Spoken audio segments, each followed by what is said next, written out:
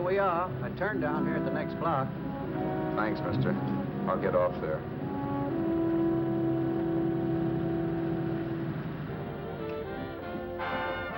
Want anything else? No. Hey, you. Me? Yeah, you. Where you heading? East. Too bad. I thought if you was heading north, I might be able to help you out. I'm pushing the Salt Lake, and I don't like to ride it alone at night. I'm one of those guys that got to talk or I fall asleep. Oh, sure, now my partner, he's got Lou to keep him company, but I ain't got nobody at all. Where you coming from? West. Yeah, sure, I know, but where, L.A.? Maybe. Got a cousin out in L.A. You don't say. Yeah, he's been out. You're not much of a talker, are you? My mother taught me never to speak to strangers. Oh, a wise guy. So what? Okay, don't get sore. Just trying to be sociable, that's all. Hey, Glamorous. You change for a dime, will you?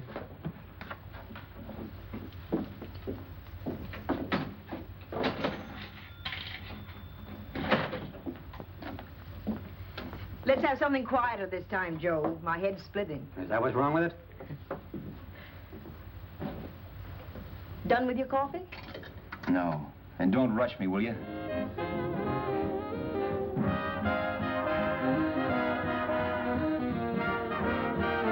Hey, turn that off. Will you turn that thing off? What's eating you now? Yeah, what's eating you? That music, it stinks. Oh, you don't like it, huh? No, turn it off. Oh, wait a minute, pal. That was my nickel, see? This is a free country, and I play whatever I wanted. Sure, and if you don't like it, you don't have to listen to it. And you can leave here anytime you want to. Okay, I'm sorry I asked. First good piece played tonight and you don't like it. Some people just ain't got any good taste.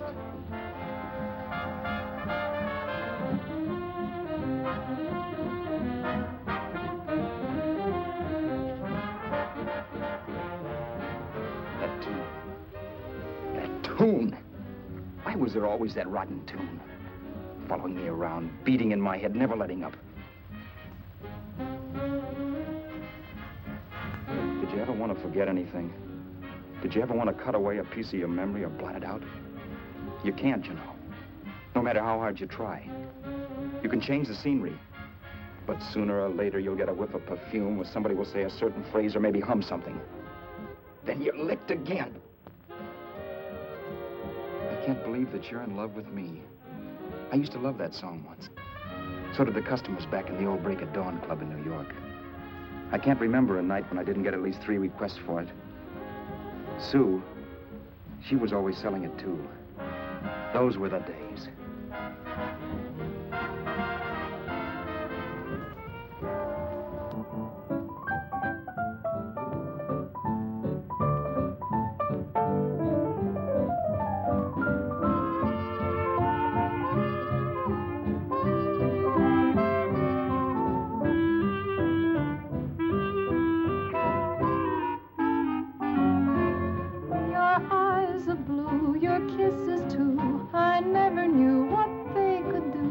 I can't believe that you're in love with me.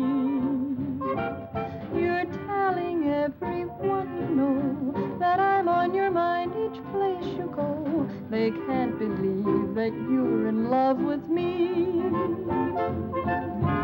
I have always placed you far above me. I just can't imagine that you love me. And after all is said and done, to think that I'm the lucky one, I can't believe that you're in love with me.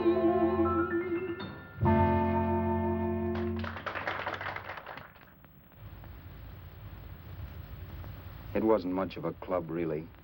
You know the kind. A joint where you could have a sandwich and a few drinks and run interference for your girl on the dance floor.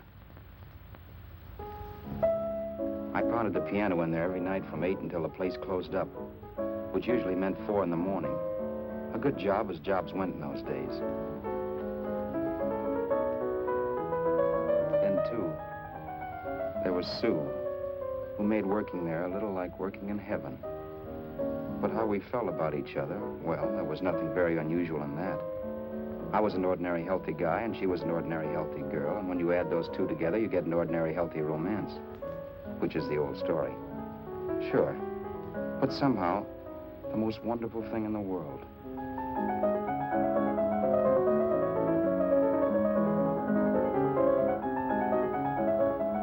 All in all, I was a pretty lucky guy.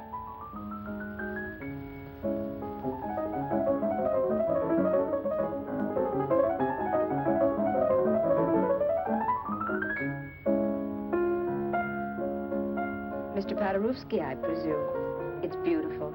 You're going to make Carnegie Hall yet, Al? Yeah, as a janitor. I'll make my debut in the basement. I don't blame you for being bitter, darling, but you mustn't give up hope. Why, someday... Yeah, someday.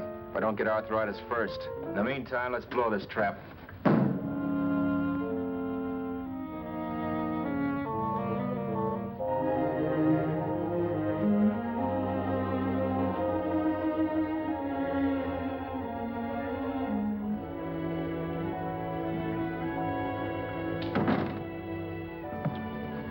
Like to get something to eat, hon? Oh, I don't think so, Al. I lose my appetite working in this flea bag. Let's go home. Okay. I can't stand much more of that dump. Did you see that drunk tonight trying to paw me? No, what drunk? Does it matter what drunk? Say, what's the matter with you tonight, darling? That's the third time you started to tell me something and then stopped. We shouldn't have any secrets from each other, Sue. Next week, we're going to make with the ring and the license. You and me will be a team. Yes, that's right. In the Bush League. I don't get you. We've been struck out. It's a funny way to talk, darling. Don't you want to marry me? Al, look, I love you. You know I do, and I want to marry you. But? But not now. Only after we've made good. Sunday, I'm going away. Oh, I know you'll think it's silly. That's why I hesitated to tell you. But I'm going to California. I want to try my luck in Hollywood. That's the most stupid thing I ever heard of. Don't you know millions of people go out there every year and wind up polishing cuspidors? I thought you had better sense. You sound as if you don't think I have any talent. That has nothing to do with it. I'll make out all right. Maybe. But what about me? Doesn't it mean anything to you that you're busting up all our plans? We may not see each other for years? It won't be that long. I thought you loved me. I do. You know I do. Well, here we are. Al, why can't you see my side of it? I'm young. We both are, and we've got all the time in the world to settle down. Oh, really, darling, what I'm doing is the only sane thing to do. I hate the thought of being so far away from you, but we'll be together again someday. Maybe you'll decide to come out too later on. So long. Al, aren't you going to kiss me goodnight? Sure, why not? Good night.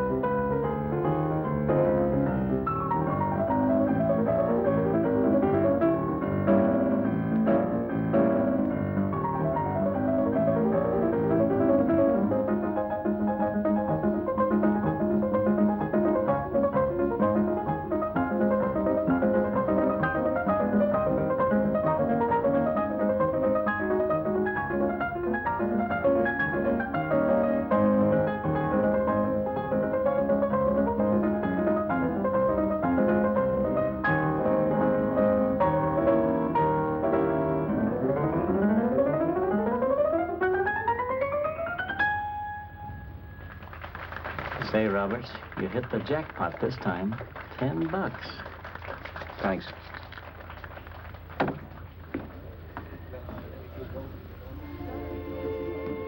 So when this drunk handed me a 10 spot after a request, I couldn't get very excited.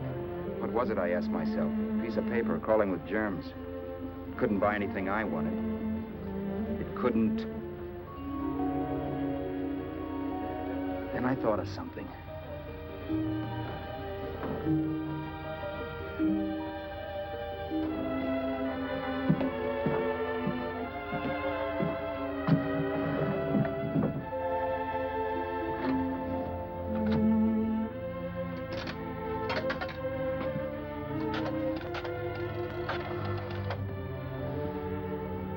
Long distance. I'd like to put a call through to Los Angeles. Miss Harvey. Sue Harvey, Harvey. The number is Crestview 65723.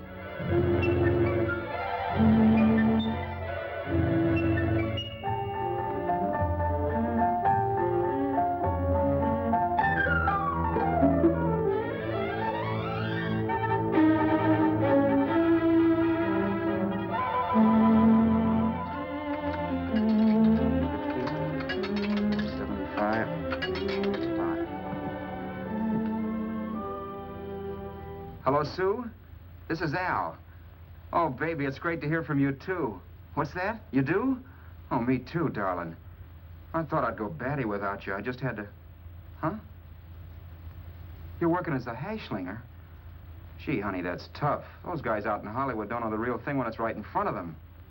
You just stick it out, Sue, baby. Keep going around to those casting offices. I'm sure you'll click. Look, I'll tell you what. You stay put out there, I'll come to you. No, don't try to stop me. Just expect me. Train? Who knows? Train, plane, bus, magic carpet. I'll be there if I have to crawl. If I have to travel by pogo stick. And then, let's get married right away, huh? That's the stuff. That's what I've been wanting to hear you say. Well, goodbye for now. I'll be seeing you soon. Yeah. Bye. The only way I could cross country was to thumb rides. For even after hawking everything, I only had enough money to eat. Money. You know what that is. It's the stuff you never have enough of. Little green things with George Washington's picture that men slave for, commit crimes for, die for. It's the stuff that has caused more trouble in the world than anything else we ever invented. Simply because there's too little of it. At least I had too little of it. So it was me for the thumb.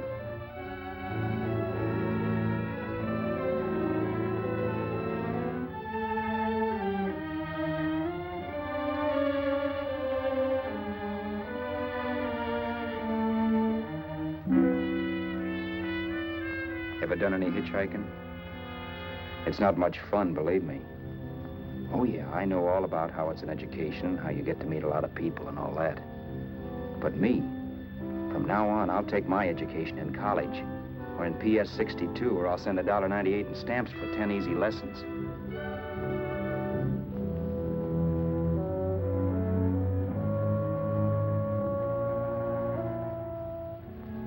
Thumbing rides may save you bus fare, but it's dangerous. You never know what's in store for you when you hear the squeal of brakes. If only I had known what I was getting into that day in Arizona. Here, throw that in the back seat. Okay, let's go. Make sure that door's closed.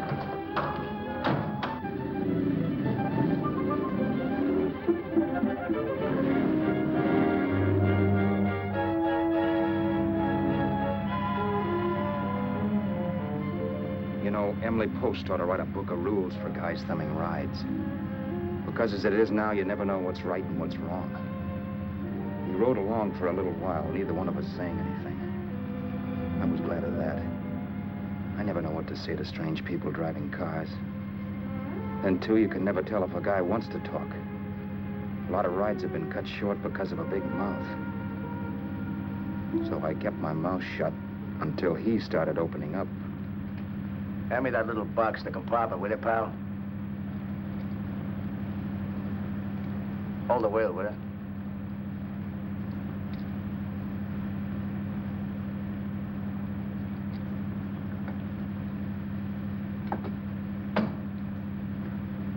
How far are you going? L.A. Well, you're really traveling, aren't you? Yeah, but I don't expect to make it for a couple of years at the rate I've been promoting rides. Not much luck, huh? Sure, all bad. Not many people stop for a guy these days. Afraid of a stick-up, maybe. Well, you can't blame him. Where you coming from? New York? Well, New York. You're in luck this time. I'm going all the way. Right through to Los Angeles. You drive a car? Sure. Whenever you're tired, let me know. I'll holler. I guess at least an hour passed before I noticed those deep scratches in his right hand. They were wicked. 3 puffy red lines about 1/4 inch apart. He must have seen me looking at them because he said, Beauties, aren't they? They're gonna be scars someday. What an animal. whatever it was, it must have been pretty big and vicious to have done that. Right on both counts, New York. I was tussling with the most dangerous animal in the world. A woman. She must have been Tarzan's mate. Looks like you lost the bob. Certainly wasn't a draw. You know, there ought to be a law against dames with claws. Yeah. I tossed her out of the car in her ear. Was I wrong? Give a lift to a tomato, you expect her to be nice, don't you? Yeah. After all, what kind of dames some rides? Sunday school teachers? Yeah. A little witch. She must have thought she was riding with some fall guy. And me, who's been booking horses around racetracks since I was 20. I've known a million dames like her. 2 million. Yeah. Stopped the car, opened the door. Take it on the yard, the Duffy sister, I told her. That's the stuff. As that was done, huh? But if you want to see a real scar, brother, get a load of this. Wow. I got that one dueling. Dueling? Yeah, we're just kidding, of course. My dad owned a couple of Franco-Prussian sabers. Kept them on the wall for decorations. Well, one day, the kid and I took them down when the old man wasn't around. Had a duel. He got me in the arm here. Pretty mean cut. Infection set in later. Yeah, I can see that. Now, give me that box again, will you? Yeah.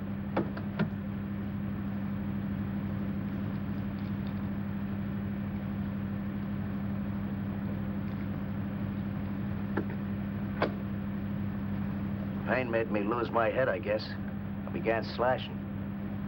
Before I knew it, I'd put the other kid's eye out. That was tough. Well, it was just an accident, of course. Do you know how kids are? I got scared, decided I was going to run away from home. Old man almost caught me when I was packing my duds. The bloody rag I had wrapped around my wrist hadn't caught his attention. You've seen the bundle for sure. But I beat it when he was phoning for a doctor. That was 15, 16 years ago. I haven't been home since. Pull in there for a bite or something, huh? A bite or something. Brother, was I hungry. I hadn't had anything in my stomach for hours. Yet even with that gnawing in the pit of my belly, I didn't want to be in too big a rush to put on the feed bag. First, I had to make sure this guy knew the score. If I got him down on me, I'd buy a ticket to Hollywood. I'll wait out here for you, mister. If it's the money, don't worry about paying for it. This time it's on me. Well, that's what... Haskell, think nothing of it. You make your first million, maybe you can do the same for me. Come on, New York. I gotta make the West Coast by Wednesday. There's a horse running at Santa Anita named Paradiesical. Means dough to me if I'm on him. We'll make it all right. He did most of the talking during the half hour we were in the place. I ate. He rambled on about his old man, whom we hadn't heard from since he ran away as a kid. Now he happened to become a bookie. And then all about how he got rooked in Miami. One race, 38 grand. They cleaned out my book. How do you like that? That was tough luck. Yeah, and I'm supposed to be the smart guy. Well, you just wait. I'm going back to Florida next season with all kinds of jack. And you watch those stinkers run for cover. You want anything else? No, thanks. I've had plenty.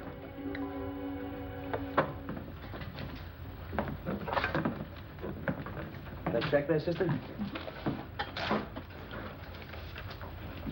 Oh, just a minute. Your change, sir. Keep it, sister. Oh, thank you, sir. Call again. I'll be waiting outside for you when you finish work. Sharp check, huh?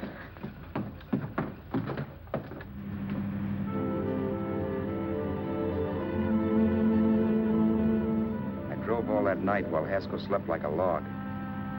After a while, I began to get sleepy myself. I was happy, though. Soon I'd be with Sue again. The long trip was practically over, and there'd be no more hoofing it down the concrete. I began to think of the future, which couldn't have been brighter if I'd embroidered it with neon lights. It was nice to think of Sue shooting to the top. It's amazing what a full belly can do to your imagination. Your eyes are blue, your kisses too. I never knew what they could do. I can't believe that you're in love with me.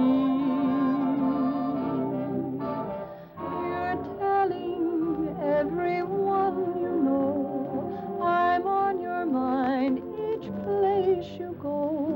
I can't believe that you're in love with me.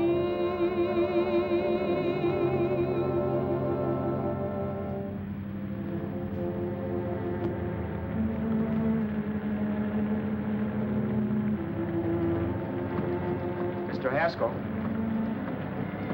Mr. Haskell? Mr. Haskell, wake up. It's raining. Don't you think we ought to stop and put up the top?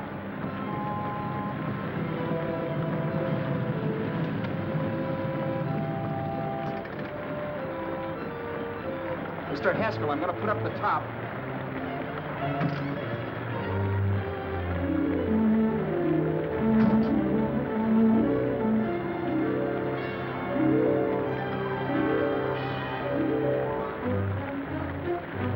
Until then, I'd done things my way. But from then on, something else stepped in and shunted me off to a different destination than the one I had picked for myself. For when I pulled open that door...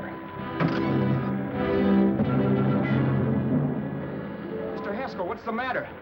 Are you hurt? Are you hurt, Mr. Haskell? Start your sermon. I'll listen to it. But I know what you're going to hand me even before you open your mouths.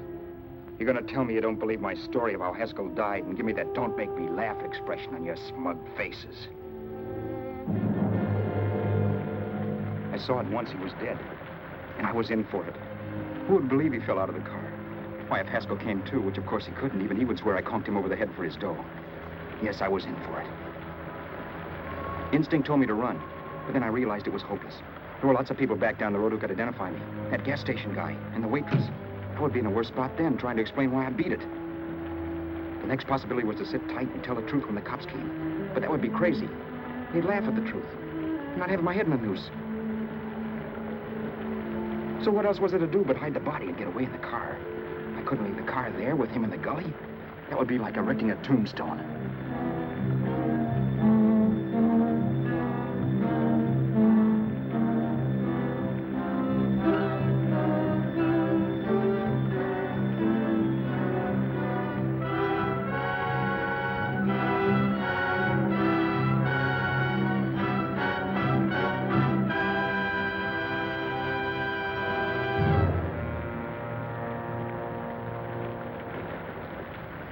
My idea was to cover him with brush, not to rob him. But then I remembered that even if I only drove the car for 100 miles or so, I would need money for gas. Besides, it was stupid of me to leave all that money on a dead man. Not only that, I'd have to take his driver's license in case I was stopped for something. I didn't like to think about it, but by that time I'd done just what the police would say I did, even if I didn't. My clothes. The owner of such an expensive car would never be wearing them. Some cop might pull me in on suspicion.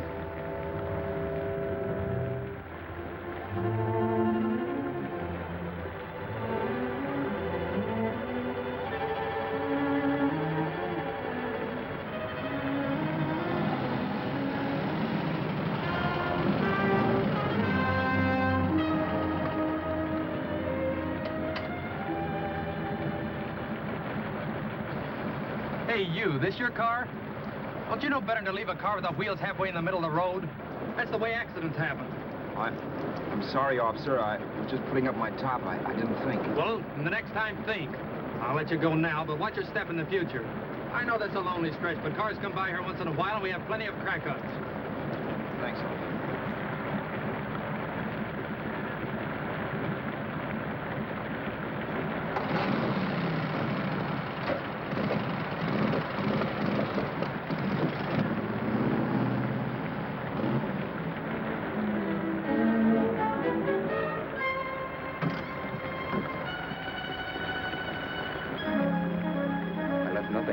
would give me away as Robertson.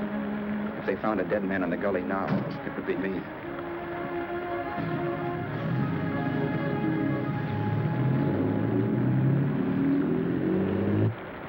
As I drove off, it was still raining, and the drops streaked down the windshield like tears. I kept imagining I was being followed and that I could hear sirens back in the distance. Just how long it took me to cover the 60-odd miles to the California state line, I don't know. I lost all track of time. But the rain had stopped and the sun was up when I pulled up to the inspection station.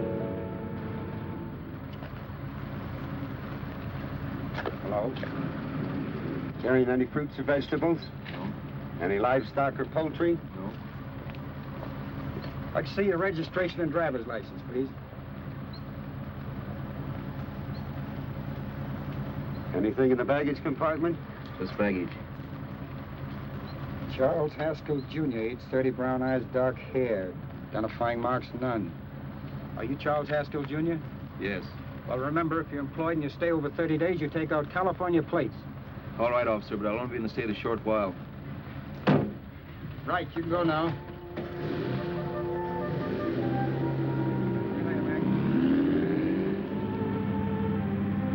I couldn't drive any farther without some sleep. Cops or no cops, I knew I had to hit the hay and hit it hard. I was dead tired.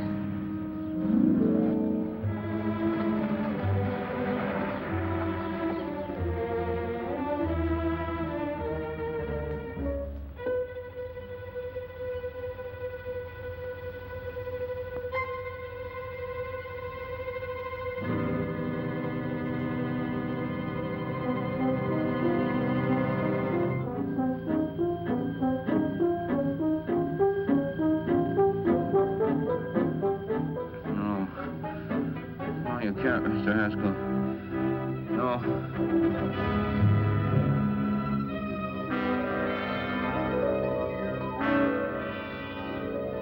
Mr. Haskell, you can't die. I think I did it. No, Mr. Haskell. No.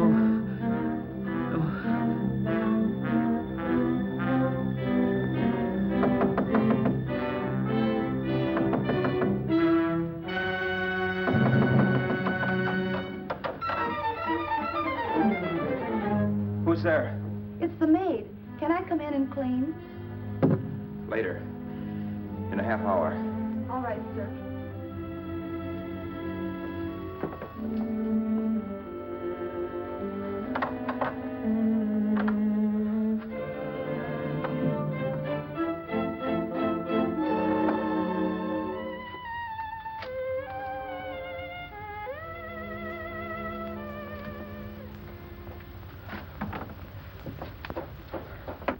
There was no time to lose. Every minute I had to be Charles Haskell was dangerous. And I'd have to be Charles Haskell until I got to some city where I could leave the car and be swallowed up.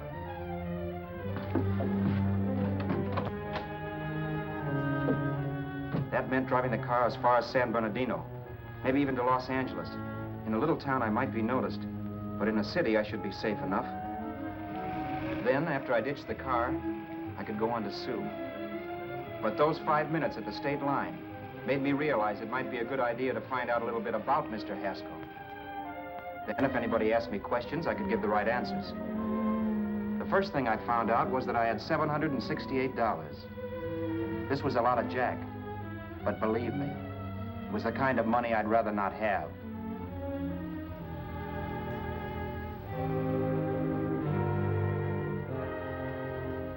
And then I found out from a letter Haskell was carting around in his bag that he wasn't the open-handed, easygoing big shot who went around buying dinners for strange hitchhikers. Before I got done reading it, I saw him more as a chiseler. It was written to his old man in California, the one he hadn't seen in so many years. In it, Haskell posed as a salesman of hymnals, of all things. It was easy to see where Haskell expected to raise a new stake for his book in Miami by rooking his old man. That was about all I found out from his effects, and it was enough. I told myself, maybe old man Haskell was lucky his son kicked off. He would never know it, but it saved him from taking a flyer in Sacred Literature Preferred.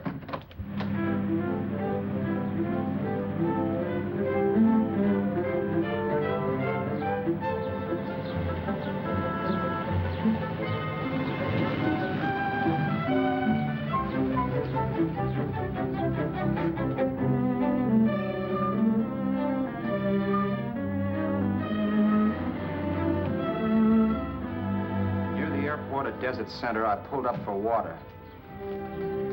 There was a woman. Hey, you! Come on if you want to ride.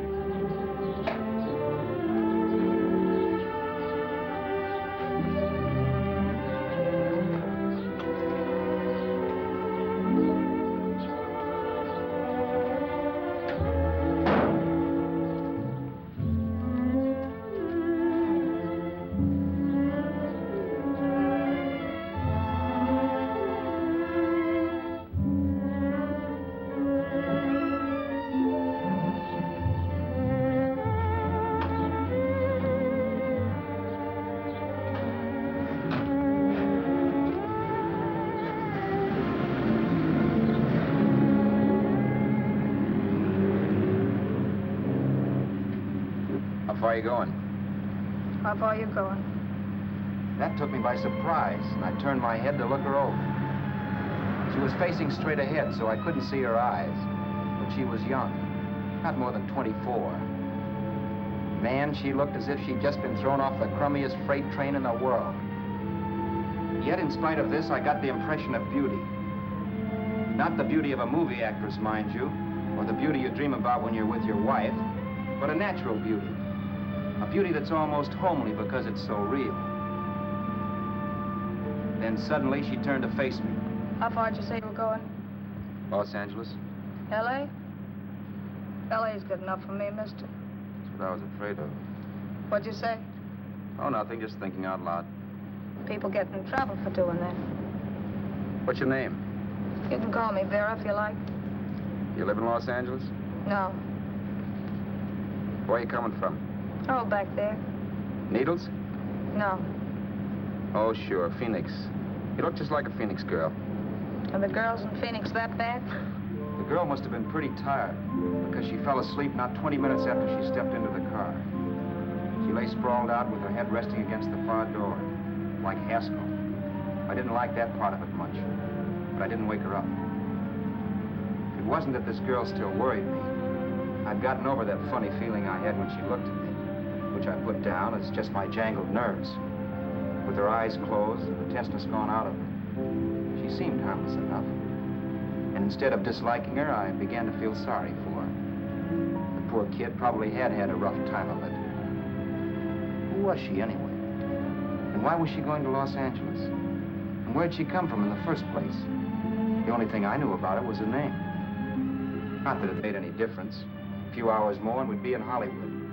I'd forget where I parked the car and look up Sue. This nightmare of being a dead man would be over. Who this dame was, well, it was no business of mine. Where did you leave his body? Where did you leave the owner of this car? You're not fooling anyone.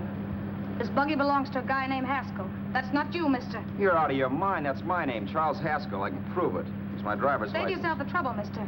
Having Haskell's wallet only makes it worse. It just so happens I rode with Charlie Haskell, all the way from Louisiana. He picked me up outside of Shreveport. You rode? You heard me. Then it all came back to me. All the talk about dueling and scars and scratches. There was no doubt about it. Vera must be the woman Haskell had mentioned. She must have passed me while I slept. Well, I'm waiting. My goose was cooked. She had me. That Haskell guy wasn't dead yet.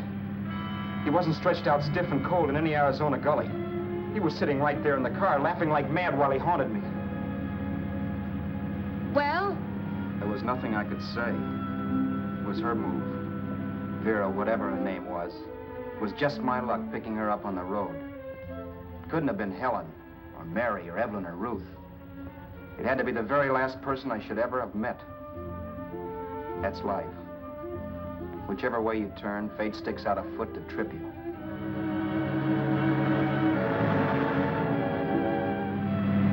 I told her everything, but she didn't believe my story. I should have saved my breath. That's the greatest cock and bull story I ever heard. So he fell out of his car. Say, who do you think you're talking to, a hick? Listen, mister, I've been around, and I know a wrong guy when I see one. What'd you do, kiss him with a wrench? Now, wait a minute. What I told you was true. You see, that's why I had to do it. You think I killed him? Well, the cops would have thought so, too. Yeah, well, maybe they still think so. What makes you so sure I'll shut up about this? Vera, I'm innocent. Give me a break, will you? It won't do me any good having you pinched. The cops are no friends of mine. Now, if there was a reward, but there isn't. Thanks. Don't thank me yet. I'm not through with you by a long shot. Let's see that roll.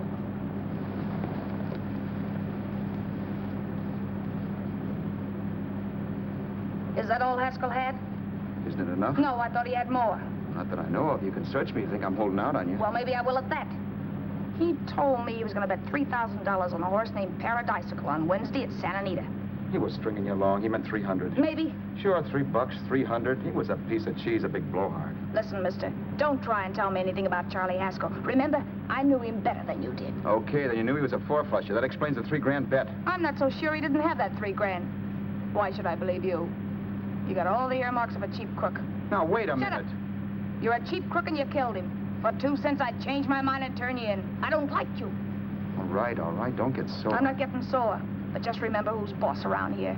If you shut up and don't give me any arguments, you'll have nothing to worry about. But if you act wise, well, mister, you'll pop into jail so fast it'll give you the bends. I'm not arguing. Well, see that you don't. You know, as crooked as you look, I'd hate to see a fella as young as you wind up sniffing that perfume that Arizona hands out free to murderers. I'm not a murderer. Of course you're not. Haskell knocked his own head off. He fell, that's how it happened, just like I told you. Sure, and then he made you a present of his belongings. I explained why I had to do that. Doesn't make a difference one way or another. I'm not a mourner. I liked Haskell even less than I like you. Yeah, I saw what you did to him. What do you mean? Well, scratches on his wrist. Sure, I scratched him. I'll say you did. So your idea was to drive the car a little way, maybe into San Bernardino, and then leave it. You weren't going to sell it? Sell it? You think I'm crazy? Somebody else's car? See, all I want to do is leave it somewhere and forget I ever saw it. Not only don't you have any scruples, you don't have any brains. I don't get you. Maybe it's a good thing you met me. You'd have got yourself caught, sure. Why, you dope. Don't you know a deserted automobile always rates an investigation? Huh? Look, the cops find a car. Then they get curious. They wonder where the owner is. So, all right, they don't trace Haskell. They trace you. I never thought of that. The only safe way to get rid of the car is to sell it to a dealer. Get it registered under a new name. Say, stop at the next store. I want to get a bottle and do some shopping before we hit L.A. Okay. As soon as we find a place, I'll drop you off and pick you up later. Nothing doing. You're coming in, too. From now on, you and I are like the Siamese twins. Have it your way. But I don't get the point. The point is, I don't want you to get lost. I'm not going to beat it if that's what you're afraid of. I'll say you're not. Well, I'm going to see that you sell this car so you don't get caught. Thanks. Of course, your interest wouldn't be financial, would it? You would want a small percentage of the profits. Well, now that you insist, how can I refuse? 100% will do. Fine. I'm relieved. I thought for a moment you were going to take it all. I don't want to be a hog. A few hours later, we were in Hollywood. I was recognizing places Sue had written about. It struck me that far from being at the end of the trip, there was a greater distance between Sue and me than when I started out. Vera wasn't kidding with that Siamese twins crack. She rented a little apartment as Mrs. Charles Haskell. When I objected to this, she explained that it was on account of the car. A dealer might think something was funny if he called and found we were using different names.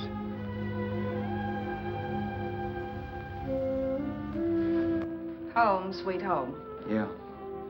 Not bad, either.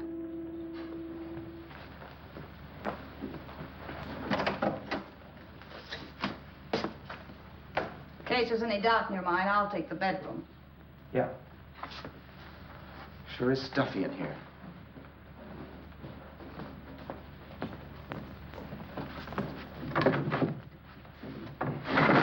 Keep the window shut. Okay. The old crow downstairs said there's a folding bed behind this door.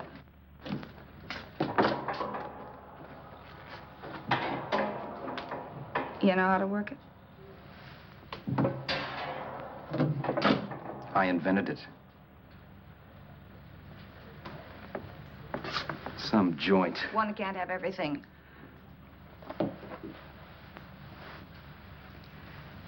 I'm first in the bathtub. I don't know why, but I figured you would be.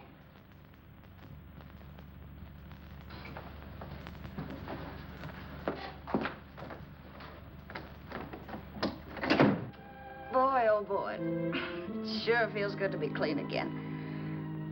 I must be 10 pounds lighter. You must be. Well, hitching rides isn't exactly the way you keep your schoolgirl complexion. I wish that guy with the sacks would give up. Gets on my nerves. Forget it. Have a drink. Aren't you afraid I might take you up on it? If I didn't want to give you a drink, I wouldn't have offered it. Why be a sorehead, Roberts? You got yourself into this thing. You should be grateful I'm not turning you in. Why, if I wasn't regular, you'd be in the pen this minute, being photographed, fingerprinted, and being pushed around by the cops. So cheer up. Get rid of that long puss. Or is your conscience bothering you?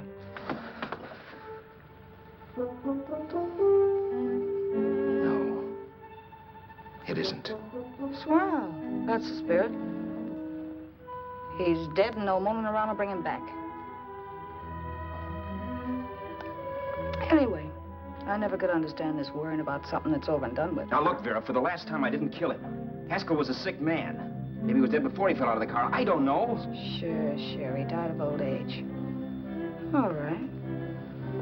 So if it'll make you sociable, you didn't kill him.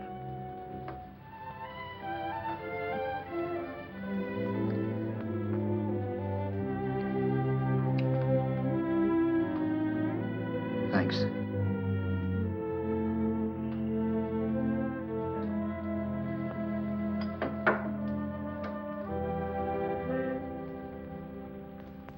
We're out of liquor, Roberts. Yeah. Too bad. I felt like getting tight tonight. Well, I think you succeeded. Am I tight? As a prima donna's corset. That's good. I wanted to get tight. Why? What have you got to get tight about? Oh, I don't know. Few things. You should have my worries. If I had your troubles, I'd stay sober. And I've got the key to that door. Yeah. Maybe you're right. I'm always right. You know, I don't like your attitude, Roberts. Well, there's a lot of things I don't like. Sure. But life's like a ball game. You gotta take a swing at whatever comes along before you wake up and find it's the ninth inning. You read that somewhere. That's the truth, Roberts. All you do is bellyache. Taking it easy and, well, trying to make the best of things. But maybe that's what's wrong with the whole world. Get the professor. People knock themselves out trying to buck fate. Now, take you, for instance. You're lucky to be alive. Why, suppose Haskell had opened your door. You'd be playing a harp now. Think of that. You think of it. I'm tired of thinking. There's plenty of people dying this minute. I would give anything to trade places with you. I know what I'm talking about. I'm not so sure. At least they know they're done for. They don't have to sweat blood wondering if they are.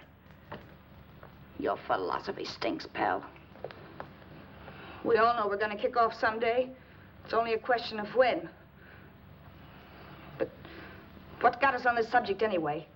We'll be discussing politics next. Yeah. Where'd you hide the butts? On the table, sucker.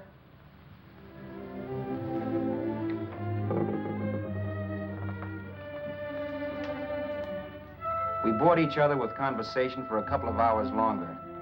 Every 5 minutes, one of us was wishing we had another bottle or a radio or something to read. Then finally, we ran out of chatter. I know it's only 11 o'clock, but I want to get up early and make the rounds of the used car lots. No hurry about that. We've got all the time in the world. Maybe you have, but if you think I want to stay cooped up in this place any longer than I have to, you're batty. It's not a bad place. Pay plenty for diggings like this in New York. I wouldn't like it if it was the Ritz.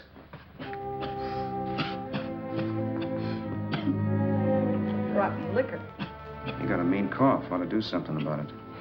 I'll be all right. That's what Camille said. Who? Nobody you know.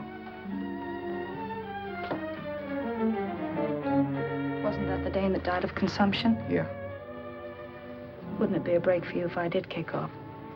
You'd be free with all Haskell's dough and car. I don't want to see anybody die. Not even me. Especially not you. One person died of me. If you did, well, that's all I need. You don't like me, do you, Roberts? Like you? I love you. My favorite sport is being kept prisoner. After we sell the car, you can go to blazes for all I care. But not until then.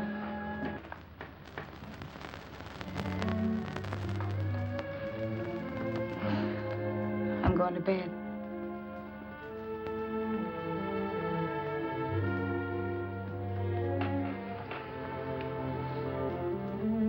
Good night, Roberts. Don't try and sneak away during the night. All the doors are locked. Anyway, if I find you gone in the morning, I'll notify the police. They'll pick you up. Don't worry, I know when I'm in a spot. Well, good night.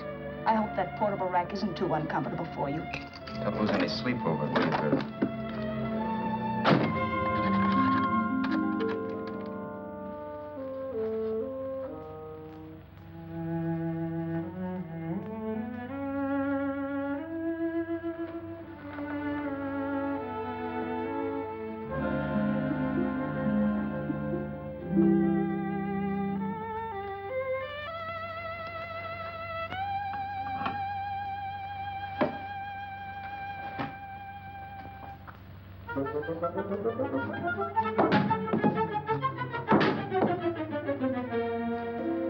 Crestview.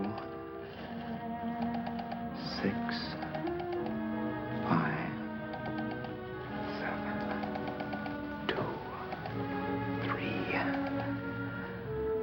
Hello? Hello? Hello? Hello?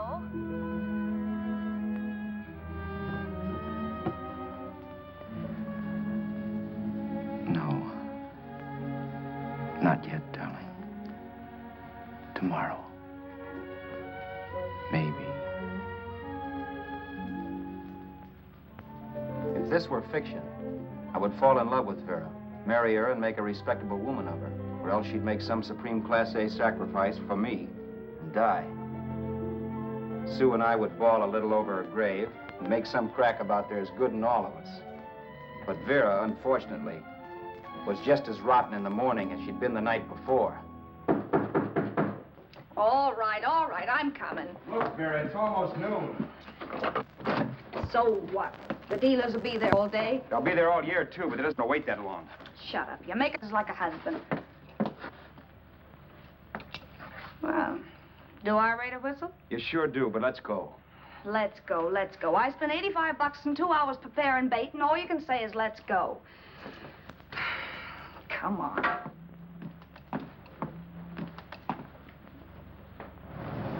We passed a few used car lots last night down this way. What do you think we can get for this heap? I don't know. Plenty. He's let me handle everything. Think we can get $2,000? I don't know, but don't worry. I'll squeeze as much out of this guy as I can. If I let it go cheap without a fight, he might think we've stolen the car. And listen, don't make any slips and call me Roberts. That'll cook us. I don't need you to tell me that. You better just sit by and keep your mouth closed. Remember, we're both in the soup if anything happens. Forget it and drive. You're my wife, Vera Haskell. Look, after the deal's closed, let's go back to that place on Hollywood Boulevard where I saw the fur jacket. I want to buy it. After the deal's closed, I'm saying goodbye to you. That's right, I forgot. I guess I'm getting kind of used to you. Well, that's a habit you could start breaking. Let's try this place in the middle of the block.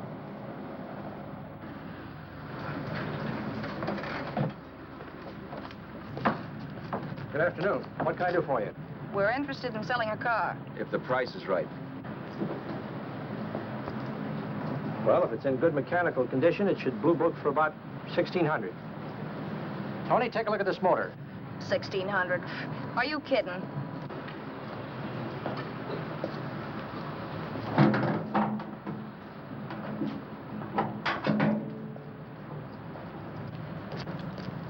Well, maybe 1850. Before I let it go for 1850, I'll wreck it and collect the insurance first.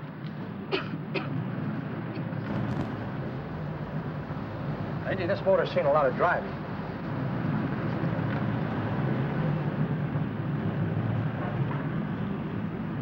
Well, the mechanic inspected the car. We haggled. At last, when we were all worn out, we hit a compromise. His price. Okay, it's a deal. All right, come in, we'll sign the papers. I have the ownership papers right here with me. Look, Vera, in the meantime, will you clean the dash compartment? There may be some stuff in it. All right, darling. $1,850. That dirty crook.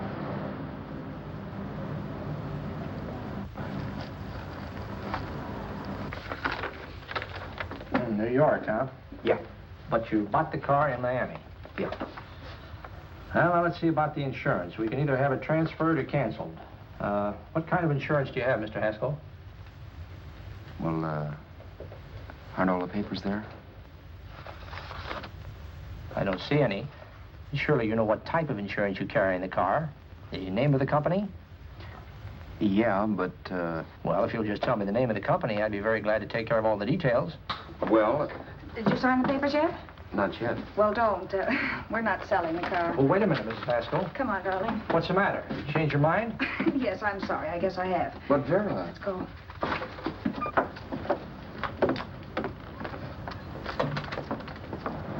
You got me out of a tight spot, Vera. But I still don't understand all this. You will in a minute. I almost threw away a gold mine. 1850 isn't to be sneezed at. The car doesn't book for as much as I thought. We're not selling the car. You want to keep it. Now, wait a minute, Vera. You said yourself I wouldn't be safe until the car was in someone else's name. I'd like to be free of this mess when I go. That's just it, Roberts. You're not going. There's a drive-in at the next corner. Pull in there and we'll get a bite to eat. And I'll explain. What is this, another one of your brilliant ideas?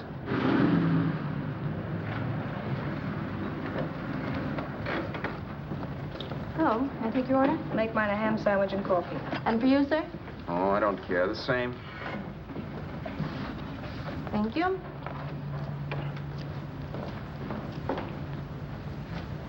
Get this, Vera. I've been pretty patient so far. I've done everything you asked me to do, but no more. Shut up.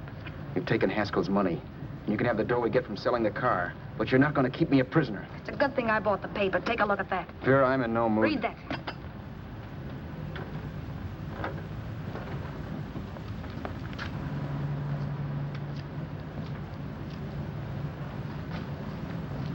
No. Yes. No, I won't do it. Yes, you will. You think I'm crazy? It's impossible, I tell you. Excuse me.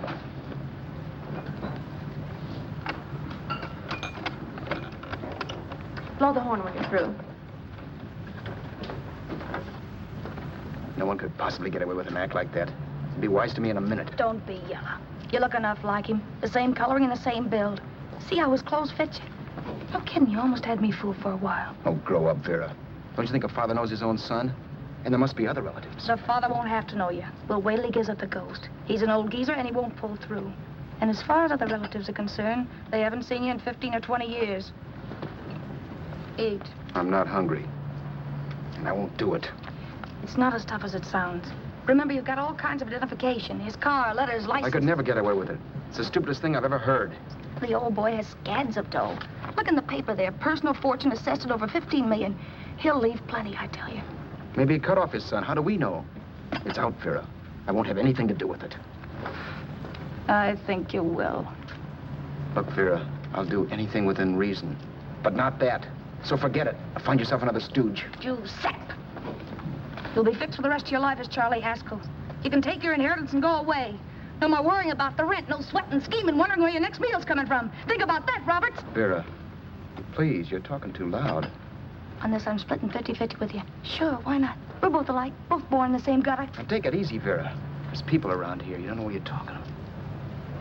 We'll wait till we read that old man Haskell's dead. Then you show up. Like you read in New York that he was sick. No. Suppose he doesn't die. He will. I know he will. Something tells me. But as much as I insisted I would have no part of her scheme, Vera was taking it for granted I would. Neither of us had our mind on the cards as we played that night. I knew we were just trying to kill time between newspaper editions. This was a death watch for Vera. Maybe it was for me, too. Don't you realize if I'm caught, they'll want to know where I got the car and stuff, and they'll have me on a murder charge. If you're smart, you won't get caught. I knock for 7. And if I'm caught, don't you realize you'll be out, too? 18 points, that gives me 30. How will I be out? You'll be out $1,850 we would have gotten on the car. Really, Vera, you'd be an awful chump if you threw away all that dough on a dizzy long shot. Let me sell the bus tomorrow. With the money it'll bring and what you've already got, a clever kid like you can run it up in no time. Then we'd both be in the clear. I'll be in the clear anyway. Maybe. But if I got caught, I'd get good and sore at you, you know. You mean you'd squeal? Well, no, not squeal exactly. Never mind what you meant. Even if you did tell the cops I was in on it with you, what could they do to me? They might give me the same medicine they gave you. Yeah. A rope. But I'm on my way now. All they'll be doing will be rushing it. All right. But think of the $1,850 you'd lose. You'd kick yourself along the block if let it get away from you. I'll take the chance. Want another drink? You're being a goon. That's the way people wind up behind the 8 ball. Once they get a few dollars, they become greedy and want more. My. Caesar. Who? You know that Roman general? He got his for being greedy. He wasn't satisfied, so the final wind-up was he took the count. A couple of days ago, you didn't have a dime. Why, you were so broke you couldn't pay cash for a postage stamp. Now you've got almost $700 with $1,850 in the offing. Take my advice. Don't try for more. I'm tired of this game. Let's have some blackjack. Play solitaire. Okay, I will if that's the way you feel about it. That's the way I feel about it. Getting sore and throwing things won't help much, Roberts. I'm really doing you a favor. I help you out of a jam by keeping my mouth shut. I show you how to make some soft money. And what thanks do I get? Thanks. Sure. Or would you rather call the cops and told him you killed the man and stole his money? I didn't kill anybody. Yes, you did. No, I didn't. You know I didn't. All right, then. Suppose I call the cops. If you're innocent, what do you got to be scared of? Okay. Call him, you mutt. Go ahead and call him, see if I care. At least they'll give me a square deal. You want me to call them? You heard me. But I'm warning you. If I'm pinched, I'll swear you were in on it. I'll say that you helped me. If I fry, I'll get even with you. You wouldn't dare. You're chicken. Yeah? Then try it and see. Call him. Yeah. Okay, I will.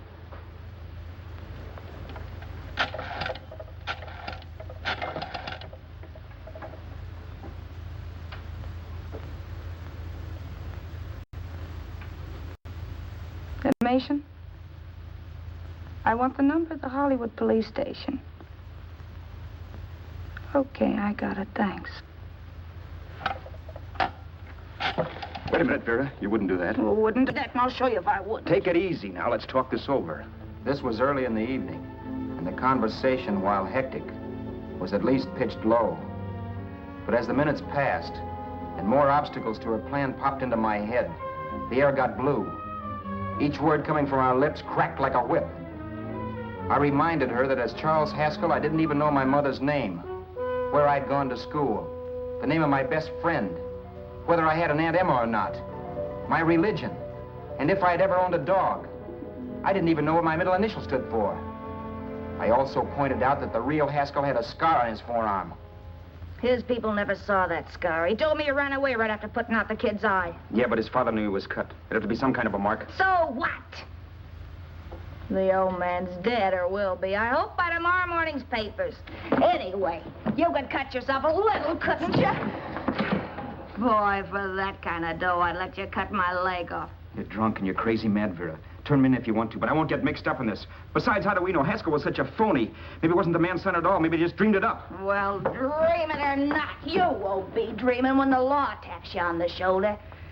There's a cute little gas chamber waiting for you, Roberts. And I hear extradition to Arizona's a cinch. Where's that phone? Vera! Leave me alone. Vera! Here. I want a phone. Call police. I hate you yellow stinker. You leave me alone. I'll let you alone when you promise to leave the phone where it is. You're drunk. You don't know what you're doing. You're hurting me. Will you promise? All right.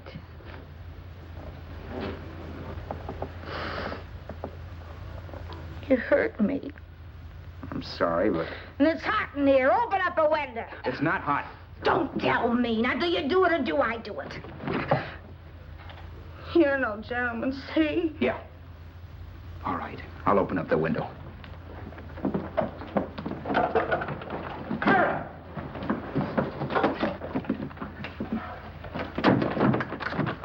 Open the door. Please open the door. Vera, open the door. Don't use the phone. Listen to me. I don't like you, Roberts. You're no gentleman, see? You hurt my hand, and I'm going to get even with you. If you don't open the door, I'm going to kick it down, Vera. Vera, don't call the cops. Listen to me. I'll do anything you say. Vera, let me in. I'll break the phone.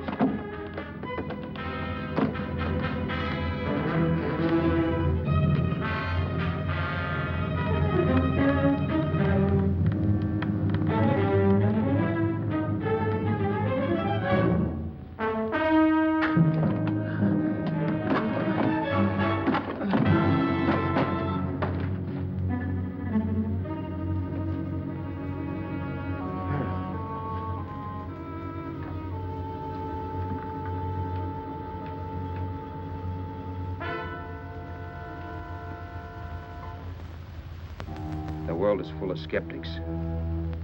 I know. I'm one myself. In the Haskell business, how many of you would believe he fell out of the car? And now, after killing Vera without really meaning to do it, how many of you would believe it wasn't premeditated? In a jury room, every last man of you would go down shouting that she had me over a barrel and my only out was force. The room was still. So quiet that for a while I wondered if I had suddenly gone deaf. It was pure fear, of course. And I was hysterical, but without making a sound. Vera was dead, and I was her murderer. Murderer. What an awful word that is. But I'd become one. I'd better not get caught. What evidence there was around the place had to be destroyed. And from the looks of things, there was plenty. Looking around the room at things we'd bought was like looking into the faces of 100 people who had seen us together and who remembered me.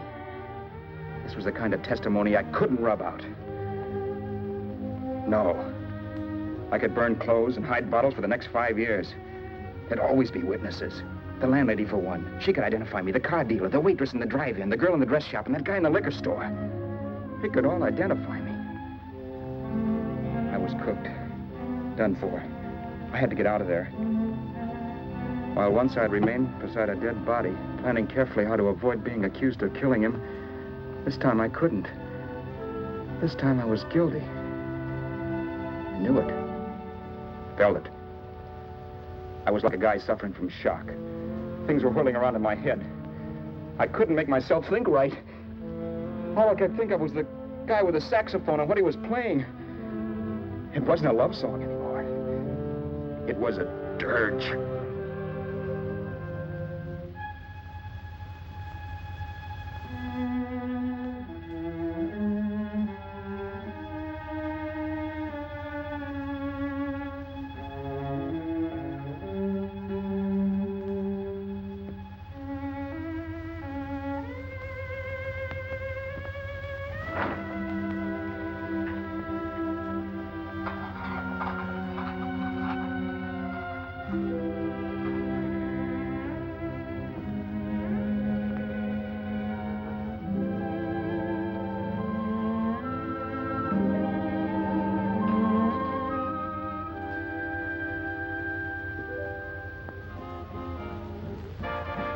My problems weren't solved.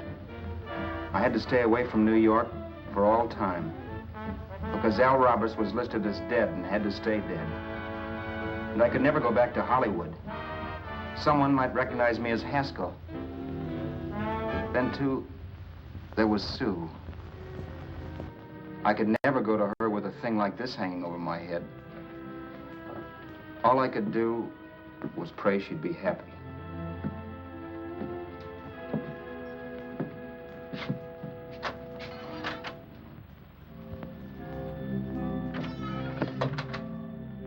I was in Bakersfield before I read that Vera's body was discovered, and that the police were looking for Haskell in connection with his wife's murder.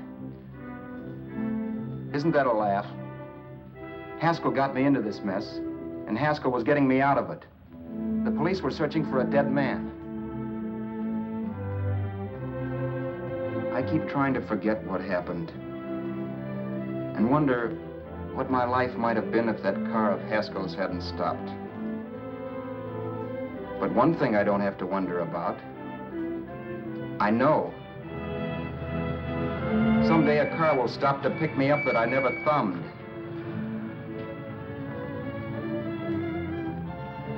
Yes. Fate, or some mysterious force, can put the finger on you or me for no good reason at all.